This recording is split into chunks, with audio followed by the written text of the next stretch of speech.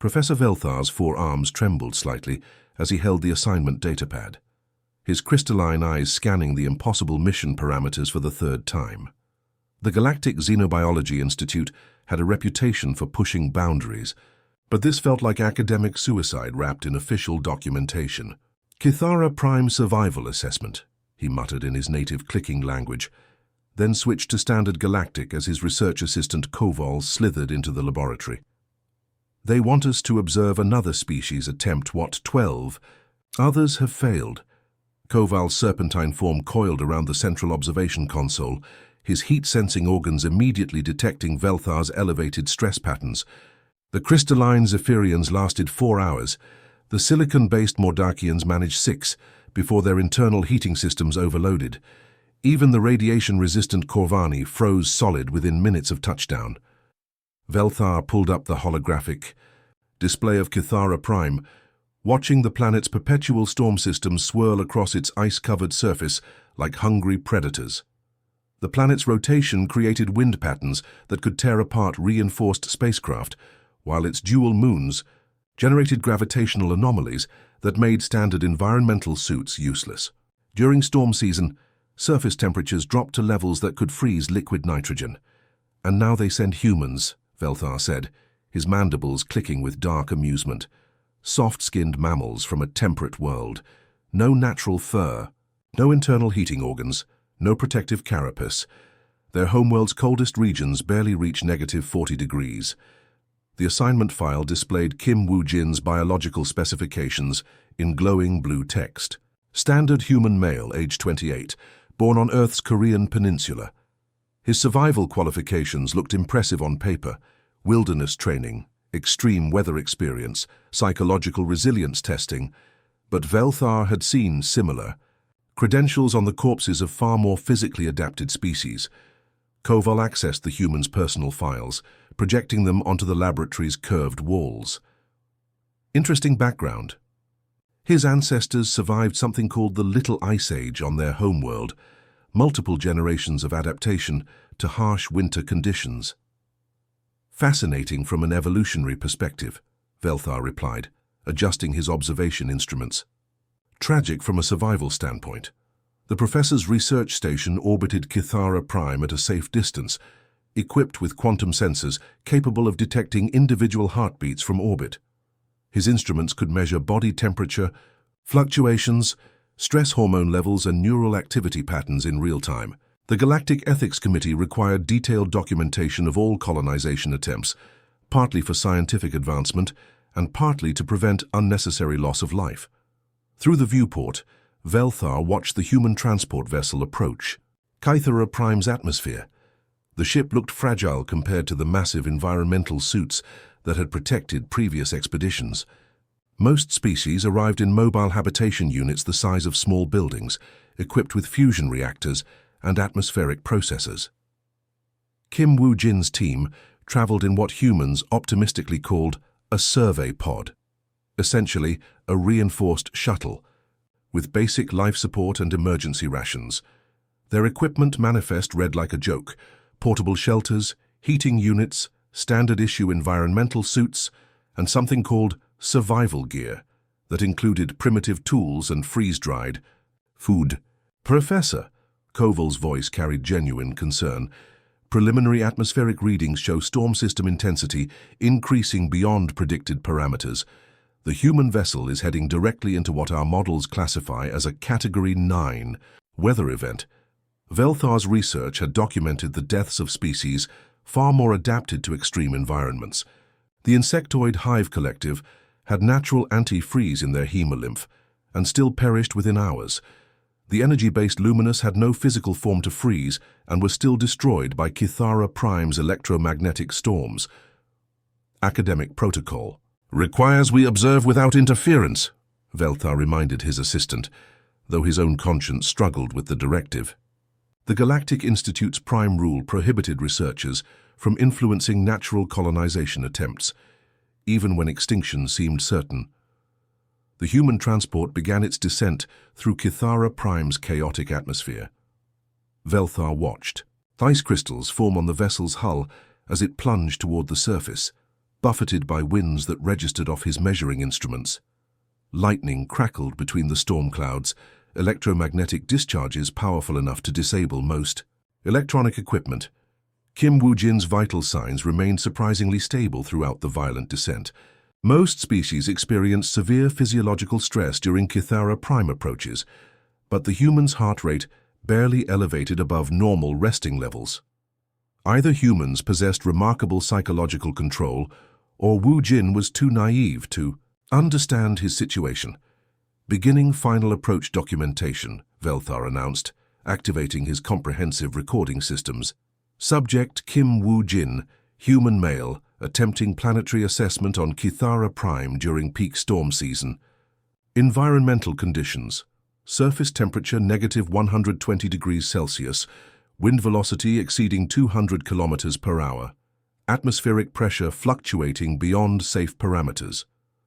As the human vessel touched down on Kithara, Prime's frozen surface, Velthar prepared himself to document humanity's addition to the galaxy's growing list of extinct colonization attempts. The storm clouds were already gathering strength, and darkness was falling across the ice fields like a death shroud. The storm hit Kithara Prime like an angry beast awakening from sleep. One moment, Kim Woo-jin was following his survey team across the ice fields, their heated suits glowing like tiny stars against the white landscape. The next moment, the world turned into a screaming wall of ice and wind that swallowed everything in its path.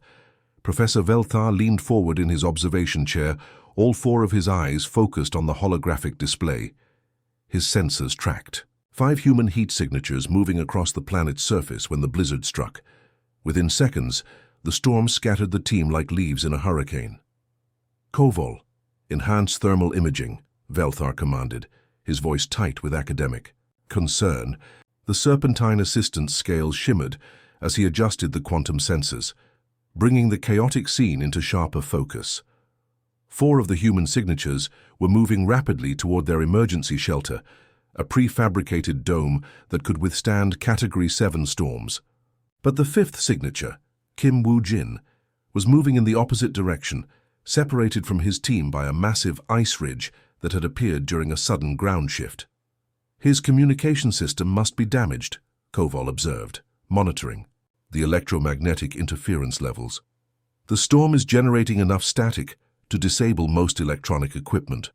Velthar watched Woo-jin's isolated figure through the sensor array, expecting to see the human activate his emergency beacon or attempt to reach his team's shelter. Instead, Woo-jin stopped walking entirely. He stood motionless in the howling wind for several moments, and Velthar wondered if the human had already succumbed to the cold. Then Woo-jin did something that made both alien observers freeze in shock. He began removing his heated gloves. Sensor malfunction, Velthar announced, immediately running diagnostic checks on his equipment. The readings show the human is exposing skin to negative temperatures, but the sensors weren't malfunctioning. Through the storm's fury, they watched Kim Woo-jin kneel in the snow and begin gathering ice with his bare hands. Not random chunks of frozen debris, but specific pieces that he examined carefully before adding to a growing pile beside him. Professor, Koval's voice carried disbelief. His core body temperature is dropping, but not at the rate our models predicted. According to our calculations, exposed human skin should freeze solid within minutes at these temperatures. Velthar increased the magnification, studying Woo-jin's movements with scientific fascination and growing alarm. The human's hands were red from cold exposure, but they moved with steady precision. He wasn't panicking or making the desperate, erratic movements that characterized hypothermia in other species. The wind speed increased to levels that had toppled the crystal cities of Zephyr Prime, yet Woo-jin remained stable on his knees, working methodically. His breathing created small clouds of vapor that the storm immediately swept away, but he continued his strange ice-gathering ritual without pause. Cross-reference human biology files, Velthar ordered, pulling up comparative species data on his secondary screen. Their cardiovascular system must have adaptations we haven't documented. The biological data painted a grim picture. Humans had no natural anti-freeze compounds in their blood, like the Corvani. They lacked the dense fur coats of the Ursinian colonies, or the subcutaneous fat layers of the aquatic cetacean explorers. By every measurable standard, humans should be among the least cold-adapted species in the galaxy. Yet Kim Woo-jin continued, working as the storm intensified around him. His movements became more focused, more purposeful. He was selecting ice pieces with specific shapes and sizes, arranging them in patterns that seemed to follow some internal logic that Velthar couldn't understand. His team is attempting rescue, Koval reported, tracking the other human signatures. But the ice ridge is too unstable to cross safely. They're maintaining position at the shelter. Through the sensor feed, Velthar could see Woo-jin's teammates, gathered at their dome's entrance, their suits' external lights cutting through the storm like desperate beacons. They were shouting into their communicators, trying to reach their isolated colleague, but the electromagnetic interference made contact impossible. Woo-jin seemed unaware of his team's distress. He had arranged his collected ice pieces into a rough circle and was now examining each piece individually. His hands moved with practiced efficiency, as if he had performed this task countless times before. "Fascinating," Velthar murmured, recording every detail. "The human appears to be following some form of survival protocol that doesn't exist in our databases." The storm reached its full fury, generating wind speeds that registered beyond Velthar's instrument's maximum range. Ice particles moved through the air like projectiles, capable of stripping flesh from bone in seconds. The temperature dropped, another 10 degrees, reaching levels that had instantly killed the silicon-based Mordekians during their colonization attempt. Kim Woo-jin pulled his heated suit tighter around his body, but didn't put his gloves back on. Instead, he began arranging his ice pieces with even greater precision, building what looked like the foundation of some primitive structure. "Professor," Koval's voice was barely above a whisper, "I'm detecting something extraordinary. The human's metabolism is actually increasing. His body is generating more heat, not less." Velthar stared at his instruments in disbelief. Every law of biology suggested that mammals conserved energy during extreme cold exposure, slowing their metabolic processes to preserve life. But Woo-jin's body was doing the opposite, burning fuel at an accelerated rate while maintaining precise motor control in conditions that should have induced complete system shutdown. The human continued building his mysterious ice structure as darkness fell across Kithara Prime, working by feel in the screaming wind and supernatural cold. The storm raged with unprecedented fury, but Kim Woo-jin moved through the chaos like he belonged there. Velthar's sensors tracked every movement as the human began shaping blocks of ice with nothing more than a small cutting tool from his survival kit. Each block was carved with deliberate precision, following dimensions that seemed burned into Woo-jin's memory. "Koval, are you recording this?" Velthar asked, his crystalline eyes wide with disbelief. "The human is constructing architecture in conditions that would kill most sentient beings." The serpentine assistant's heat sensors pulsed rapidly as he tracked the temperature readings.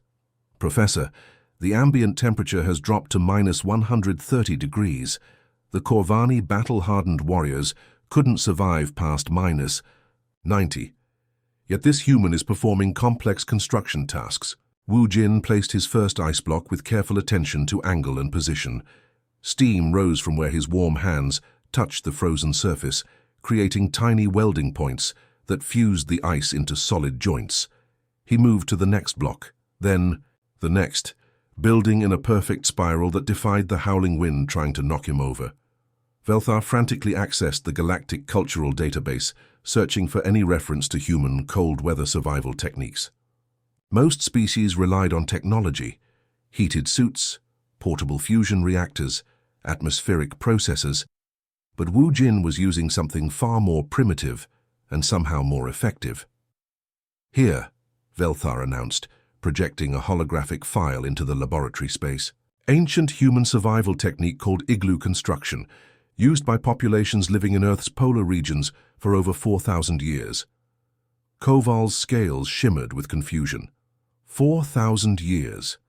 "Professor, most galactic civilizations abandon primitive techniques within centuries of developing advanced technology. Why would humans preserve such ancient knowledge?" The answer became clear as they watched Wu Jin work. Each ice block fit perfectly into place, creating a structure that grew stronger with every addition. The spiral design distributed weight evenly, while the curved walls deflected the storm's devastating winds. What looked primitive was actually sophisticated engineering, refined across millennia of brutal testing. Wu Jin's breath created crucial bonding elements between ice blocks. He would breathe directly onto joints, creating vapor that instantly froze into welding compounds stronger than any artificial adhesive. His body heat warmed each block just enough to create perfect seals, while his understanding of ice physics allowed him to predict exactly how each piece would settle and freeze. "Remarkable," Velthar muttered, watching the human work without any electronic measuring tools or construction guides. He's calculating structural engineering in his head while fighting hypothermia and hurricane-force winds. The igloo rose block by block, each ring smaller than the last, creating a dome that seemed to mock the storm's fury. Wu Jin's movements became a kind of dance, his body memory guiding him through techniques passed down through countless generations of survivors. He never hesitated, never second-guessed his placement of blocks. Through the observatory's quantum sensors, Velthar could see the amazing physics at work. As Wu Jin built higher, the igloo's interior began trapping pockets of warmer air. The human's breath and body heat were creating a microclimate inside the structure, raising the internal temperature, even as the external storm grew more vicious. "Professor, look at these thermal readings," Koval announced, his voice filled with scientific excitement. "The inside of the structure is already 15 degrees warmer than the outside. The human is creating a habitat using nothing but frozen water and basic physics." Wu Jin paused in his construction to remove his outer jacket, using it as insulation material between ice layers. The move should have been suicidal in the sub-zero conditions, but somehow his core body temperature remained stable. His ancestors had survived ice ages, polar expeditions, and frozen tundras using nothing but knowledge and determination. The spiral construction technique allowed each block to support the others, creating a structure far stronger than the sum of its parts. Wu Jin cut a keystone block for the dome's peak, shaping it with the skill of a master craftsman. When he lifted it into place, the entire igloo locked together into a perfect hemisphere. "Extraordinary," Velthar breathed, recording every detail for the Institute's archives. He's created artificial shelter using only materials available on the planet's surface. No external power source, no imported technology, no artificial heating elements. But Wu Jin wasn't finished. He carved an entrance tunnel that angled upward into the igloo, creating an air trap that would prevent warm air from escaping. He shaped ventilation holes near the top to prevent carbon dioxide buildup while maintaining internal heat. Every detail served multiple survival functions. The human gathered loose snow and packed it against the igloo's exterior walls, adding insulation layers that would make the structure even more efficient.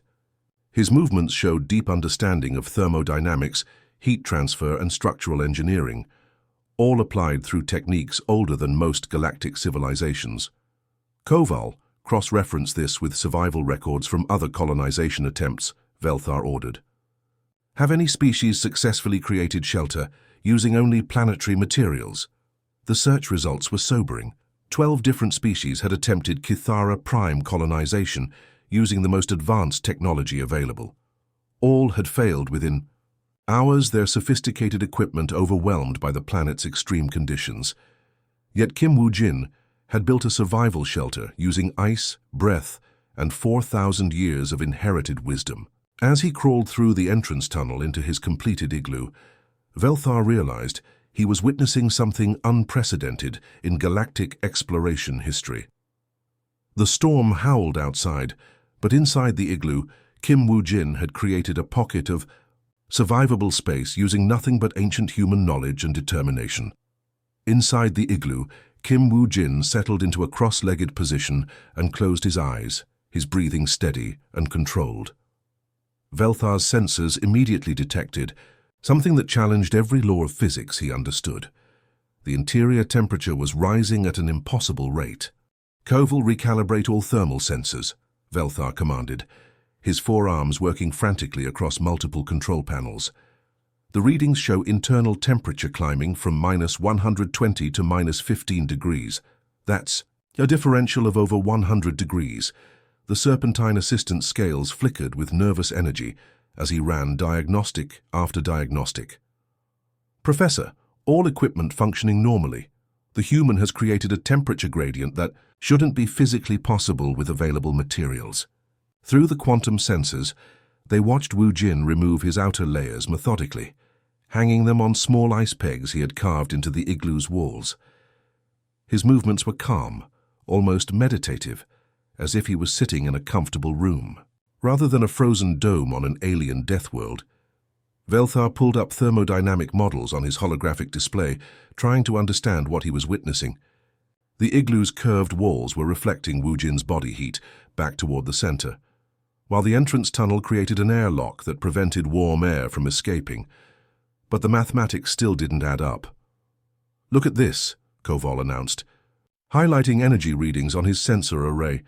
"The human's metabolic rate has increased by 30%, but he's not showing signs of stress or exhaustion. His body is producing heat like a biological furnace."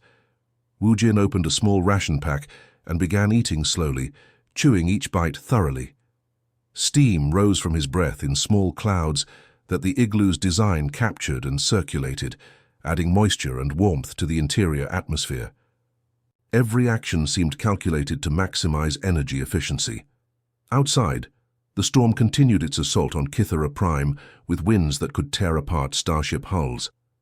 Ice particles struck the igloo's exterior with the force of projectiles, but the dome's shape deflected the impacts harmlessly. The structure that looked so primitive was actually more aerodynamically perfect than most spacecraft designs. "Professor," Koval's voice carried amazement, "I'm detecting micro-adjustments in the igloo structure. The human is making constant small repairs, but somehow the shelter is becoming stronger, not weaker." Velthar enhanced his visual senses and watched Wu Jin work with quiet precision. When wind pressure created tiny cracks in the ice walls, the human would breathe warm air onto the damaged areas, his saliva and breath moisture instantly freezing into repair compounds. When snow drifted through ventilation holes, he would pack it strategically to improve insulation.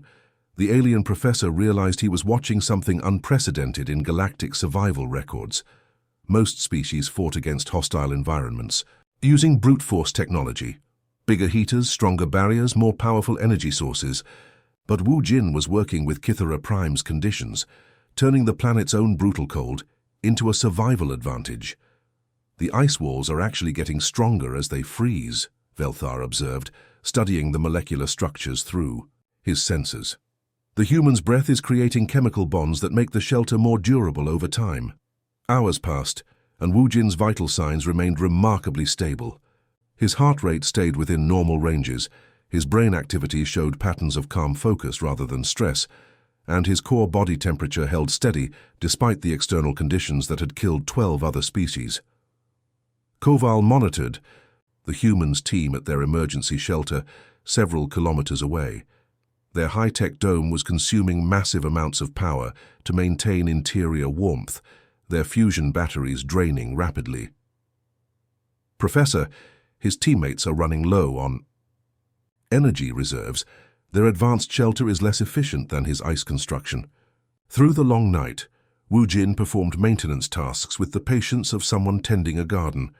He would check ventilation flows, adjust insulation layers, and make tiny structural improvements. His movements showed deep understanding of how heat moved through ice, how air currents behaved in confined spaces, and how human biology responded to extreme cold. "Fascinating," Velthar murmured, recording detailed observations. "The human is applying principles of heat transfer, fluid dynamics, and material science that most galactic engineers learn in advanced university courses. But he's doing it intuitively, through inherited knowledge." As dawn approached on Kythera Prime, the storm began to weaken slightly. Wu Jin sensed the change immediately, adjusting his shelter's ventilation to account for shifting air pressure. He packed loose snow around the igloo's base, creating additional wind barriers, that would protect the structure from the next weather system. Koval analyzed the energy efficiency comparison, Velthar requested, pulling up power consumption data from previous colonization attempts. The results were staggering. The crystalline Zephyrians had used fusion reactors that consumed enough energy to power small cities, yet still succumbed to the cold. The silicon-based Mordekians had deployed heating systems that could melt metal, but their technology failed when electromagnetic storms disrupted their power grids. Kim Woo-jin had survived the same conditions using only his body heat, ancient knowledge, and frozen water. His Igloo had consumed zero external power while providing better protection than the most advanced environmental suits in the galaxy.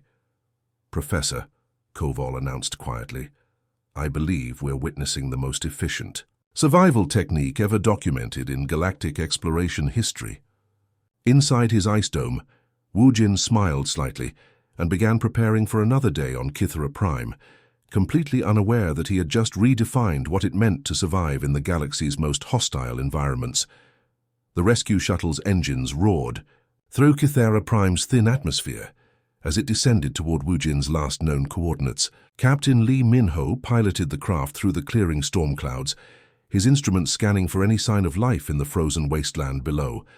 The rescue team expected to find a body, maybe some scattered equipment, but certainly not a living human after 18 hours in conditions that had killed entire expeditions.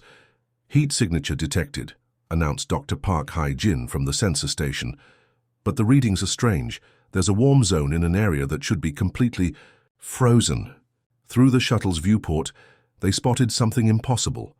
A perfectly dome-shaped structure sitting calmly on the ice field, with wisps of vapor rising from its peak. The Igloo looked like it had been there for years rather than hours, its walls gleaming with ice that seemed stronger than the surrounding landscape. "That's not standard emergency shelter protocol," Captain Lee muttered, circling the structure for a better view. "What kind of survival gear creates architecture like that?" As they landed nearby, Kim Woo-jin emerged from the Igloo's entrance tunnel, stretching casually in the morning light. He waved at the rescue team with the relaxed manner of someone greeting neighbors, not emergency responders arriving to save his life from an alien death world. Professor Velthar watched the reunion through his orbital sensors, his mind racing to process what he had witnessed. In his laboratory, Koval's scales rippled with confusion as they observed the rescue team's shocked reactions. "Professor, the human appears to be giving construction advice to his teammates," Koval reported, studying the thermal signatures. "He's showing them structural techniques, not receiving medical attention." Indeed, Woo-jin was walking the rescue team around his Igloo, pointing out design features and explaining modifications he had made during the night. He had carved storage spaces into the walls, created a drainage system for melting ice, and even fashioned crude furniture from compressed snow. The shelter looked more like a permanent residence than emergency survival gear. "Captain, you need to see this," Dr. Park called from inside the Igloo. "The interior temperature is 15 degrees above freezing. He's created a livable environment using nothing but ice and body heat." Captain Lee crawled through the entrance tunnel and stood amazed in the dome's center. The walls were smooth and strong, the air was warm enough to breathe comfortably, and clever design features made the space feel almost cozy. Woo-jin had survived conditions that killed advanced alien civilizations, using techniques his ancestors developed thousands of years ago. Aboard his research station, Velthar began composing his report to the Galactic Xenobiology Institute.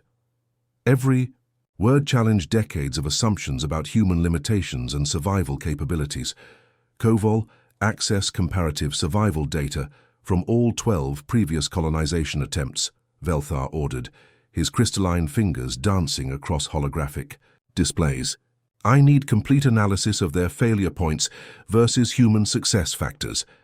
The data painted a clear picture. Every advanced species had relied on technology that failed when Kythera Prime's extreme conditions overwhelmed their systems. Fusion. Reactors froze solid, electromagnetic storms disabled heating units, and sophisticated environmental suits became death traps when their power sources failed. Kim Woo-jin had succeeded because he used no technology that could fail. His Igloo drew power from his own metabolism, used materials available anywhere on the planet's surface, and became stronger rather than weaker over time. When rescue arrived, he wasn't weakened by his ordeal. He was planning improvements for next time. "Remarkable," Velthar muttered, reviewing footage of Wu Jin explaining Igloo construction to fascinated teammates. The human is treating this as a learning experience, not a survival crisis.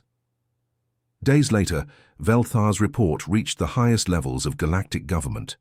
His findings sparked debates in academic institutions across dozens of star systems. The professor had coined a new term that appeared in scientific journals throughout the galaxy: human adaptation syndrome. Unlike other species that specialized for specific environments, humans seemed to possess an unusual ability to rapidly adapt to conditions far outside their biological comfort zone. They carried knowledge from multiple environments in their cultural memory, applied ancient techniques to modern problems, and treated hostile conditions as puzzles to solve rather than enemies to defeat. The Galactic Council's response was swift and dramatic. Humanity's classification changed from emerging species requiring protection to premier colonization specialists. Requests for human consultants poured in from worlds that had defeated previous settlement attempts. Kim Wu Jin's Igloo became the foundation for humanity's first permanent settlement on Kithara Prime. Engineers studied his construction techniques, survival experts analyzed his decision-making process, and anthropologists documented the cultural knowledge that had saved his life.